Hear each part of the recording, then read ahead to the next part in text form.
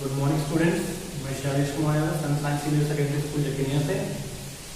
आप लोगों का ये थर्ड चैप्टर का लास्ट लेक्चर है, तो इसमें आपका जो आप बचा हुआ था कि आपके कुछ कह सकते हैं कुछ आपके डिजीज है जिसको हम कुछ इंपॉर्टेंट डिजीज उसको हम कैसे प्रिवेंट कर सकते हैं, क्योर कर सकते हैं विद योगासन।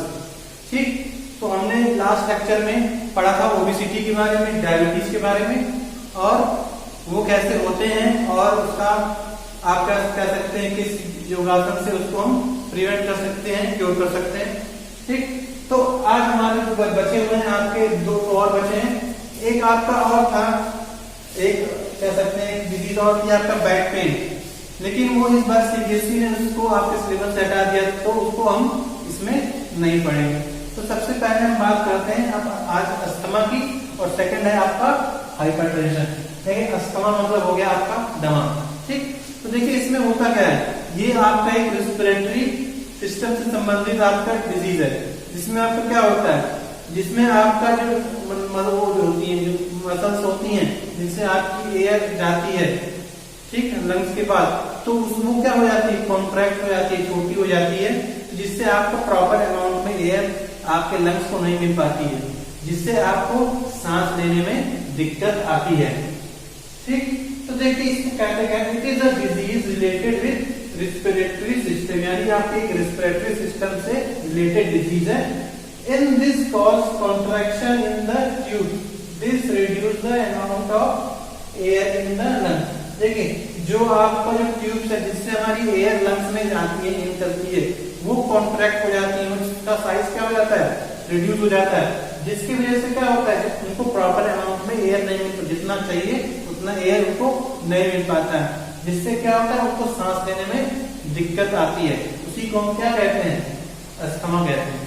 तो देखिए आपका अस्थमा, देखिए एक तो ये हो गया, ये आपकी जनरल कह सकते हैं ये आपका रीजन है, लेकिन अस्थमा कुछ लोगों को एलर्जी की वजह से भी होता है, तो वो एलर्जी वाला तो वो आपका क्योर किया जा सकता है, वो आपका बिल्कुल खत्म हो सकता है, लेकिन इसके लिए हम इसको प्रिवेंट कर सकते हैं, थोड़ा सा इसकी स्पीड को धीरे कर सकते हैं, इसको खत्म नहीं किया जा सकता है। ठीक, तो अब ये जानते हैं आप इसमें कौन सा आप आसन है जो हम इस्तेमाल करके अपने अस्थमा को दूर करेंगे। ठीक है, सबसे पहला है सुखासन। देखिए सुखासन, देखिए आप जानते हो इसको सिंपल, जैसे आपको खाना खाने बैठकर पालकी मार के, तो उसी तरह आपको बैठ जाना है और नॉर्मल, उसे कहते हैं नॉर्मल सिटिंग पोज भी कहते हैं, सुखासन को नॉर्मल सिटिंग पोज भी कहते हैं। तो इस आसन में बैठ के आपको एयर इन और आउट करना है, यानी खूब आप एयर इन करेंगे तो खूब सारी एयर, कोशिश करेंगे जितनी ज्यादा अमाउंट में आप एयर इन कर सकें। इसको कुछ देर आपको होल्ड करना है, उसके बाद उसको धीरे धीरे बाहर निकाल देना है। ठीक, तो वही है आपका सुखासन। तो देखिए इससे आपका क्या होगा, इससे आपका अस्थमा क्योर होगा, और इसमें आप बाकी सब कई चीजें हैं जिससे आपके लंग संबंधित जितने रोग हैं वो ठीक हो जाएंगे, और इसमें आपका जो कह सकते हैं आपको जो हेडेक हो रहा है, जो टेंशन है, ये सब आपका खत्म हो जाएगा, और आपका जो बैक बोन है वो भी आपका स्ट्रॉन्ग होगा। ठीक, देखिए इसको देखिए बेसिकली वो लोग नहीं कर सकते हैं जिनके घुटनों में प्रॉब्लम हो, या कह सकते हैं गठिया की प्रॉब्लम हो या नी डिसलोकेशन हुआ हो, वो लोग इसको नहीं कर सकते हैं। ठीक, उनको करना मना है। नेक्स्ट है आपका चक्रासन। चक्रासन देखिए आपका सेकंड वाला, इसको हम व्हील पोज भी कहते हैं। व्हील पोज का मतलब क्या है, आपका इसमें आपकी जो बॉडी होती है वो एक व्हील के फॉर्म हो जाती है, कुछ इस तरीके की हो जाती है, यानी आपको लेटना है, पीठ के ऊपर लेटना है, हाथ को अपने पीछे लेके जाना इस तरह, और जमीन पर रख के अपने बॉडी को अब ऊपर उठाना, जितना आप स्ट्रेच कर सकते हैं मैक्सिमम लेवल तक।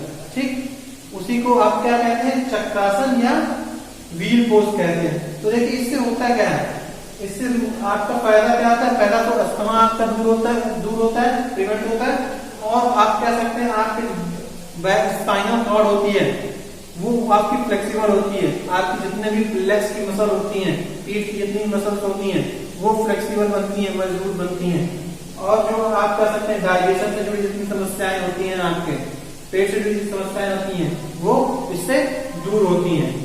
लेकिन यह चक्रासन किसको नहीं करना चाहिए? जिनको बैक पेन ज्यादा हो वो लोग इसको नहीं कर पाएंगे, इनको करने का मना है बिल्कुल। ठीक, अब बात करते हैं हम पर्वतासन की। लेकिन पर्वतासन में करना क्या है आपको?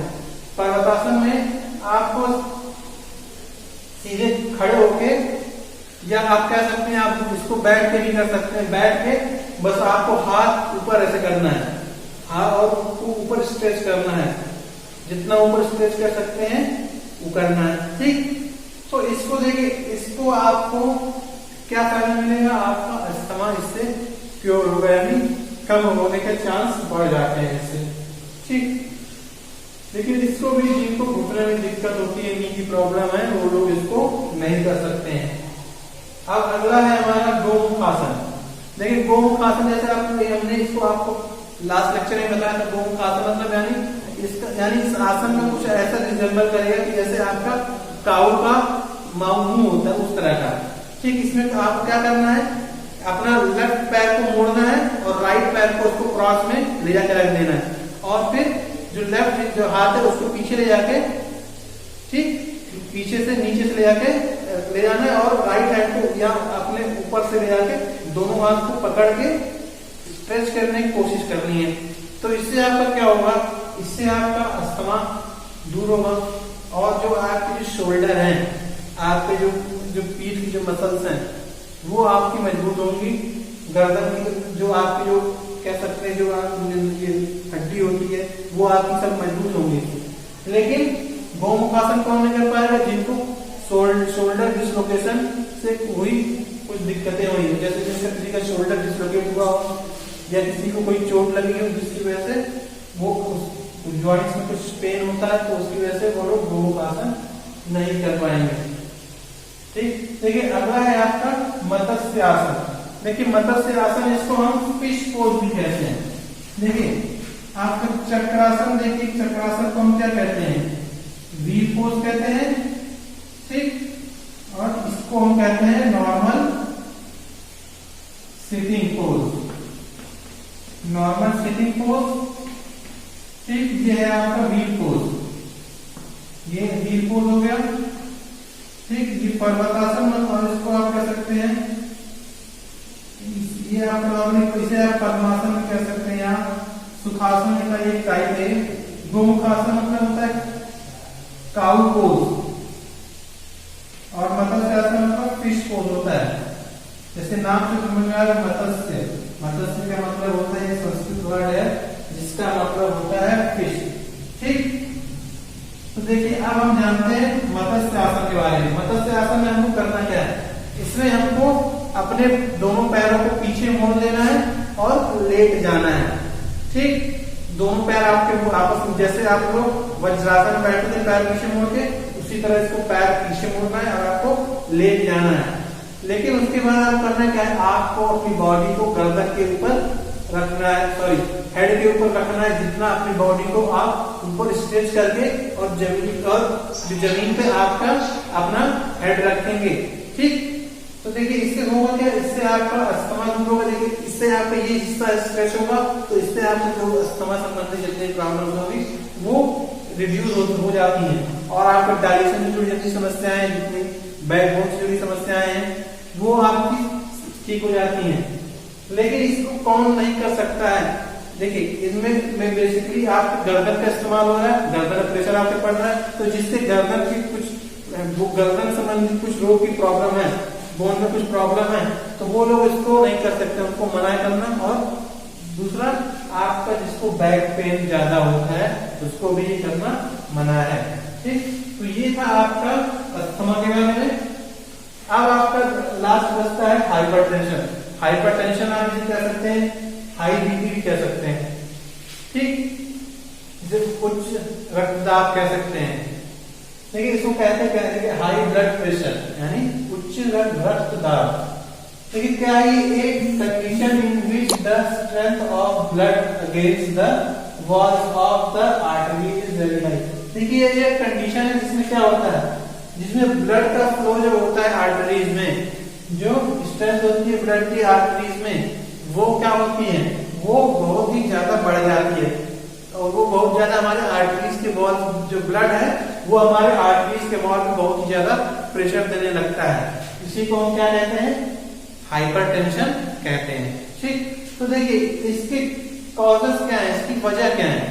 देखिए इसका ये वजह इसमें कि कई सारे, जैसे देखिए पहला हो सकता है आप, ये आपका हेरिडिटरी हो, यानी एक तरह से वंशानुक्रम हो, यानी जो आपके खानदान में कह सकते हैं कि हाइपरटेंशन एक तरह से बीमारी है, ये आपको एक से दूसरे कह सकते हैं जनरेशन में ट्रांसफर हो जाती है। और दूसरा आप कह सकते हैं इसमें लैक ऑफ एक्टिविटी, कुछ एक्टिविटी ना करें, कुछ फिजिकल वर्कआउट ना करें तब भी होता है। ओबेसिटी होता है, बहुत ज्यादा किसी चीज के बारे में सोचना, ये भी होता है। और इसमें सबसे मेन फैक्टर होता है आपका एज। जैसे जैसे एज आपकी बढ़ती जाती है वैसे वैसे हाइपरटेंशन होने के चांसेस आपके बढ़ते जाते हैं। ठीक, तो अब हम इसमें बात करेंगे कुछ आसन जो जिनसे हम अपने हाइपरटेंशन को प्रिवेंट कर सकते हैं, रोक सकते हैं या कंट्रोल में ला सकते हैं। देखिए फर्स्ट है आपका ताड़ासन। ठीक, ताड़ासन देखिए आपका, इससे आप ये आपका रिलेटेड है पाम ट्री से, इसे आप पाम ट्री पोज भी कह सकते हैं। देखिए ताड़ासन में करना क्या है, आपको सीधे खड़े होकर दोनों हाथ ऊपर करने हैं और जितना आप अपनी बॉडी को स्ट्रेच कर सकते हैं ऊपर की तरफ वो करना है।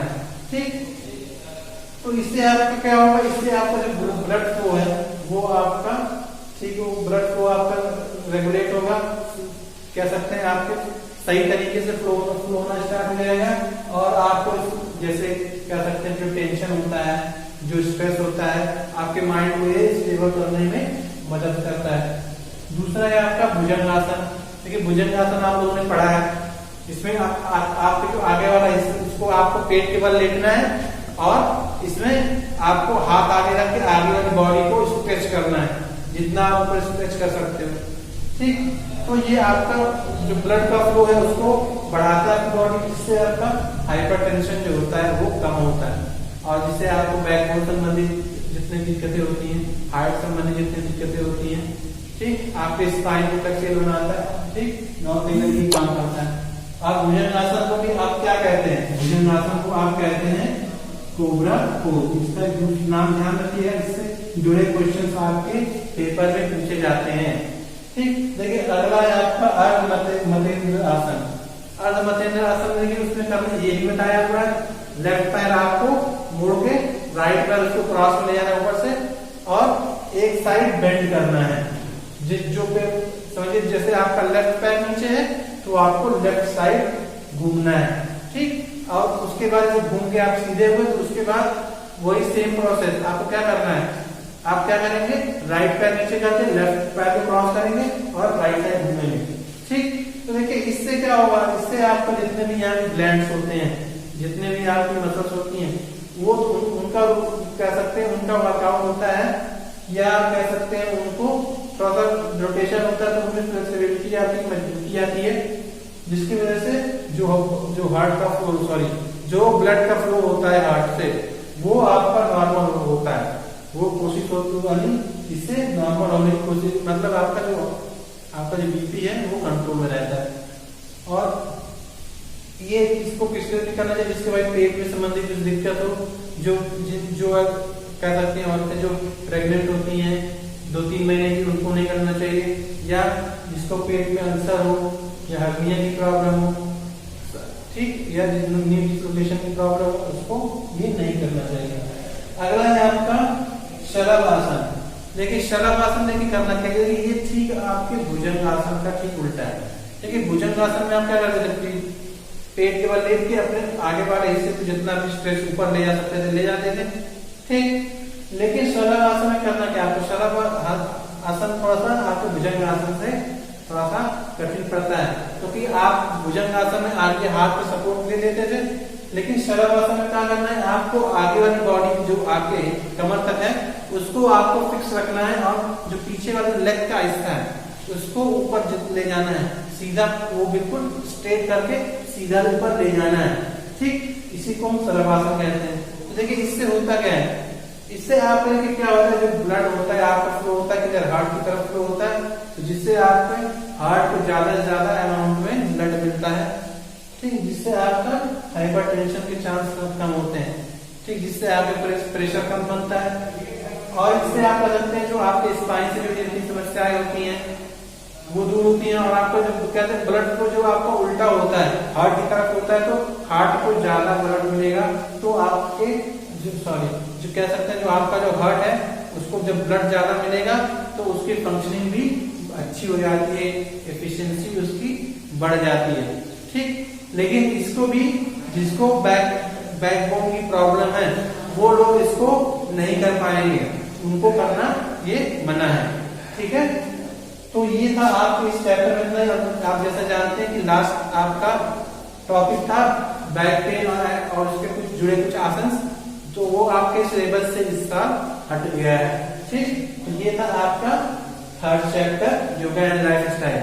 ठीक, अगर इससे रिलेटेड कोई भी प्रॉब्लम हो तो आप हमसे पूछ सकते हैं और इससे जुड़े कुछ क्वेश्चन हम आपको कल सेंड करेंगे। ठीक, तब तक के लिए thank you, have a nice day.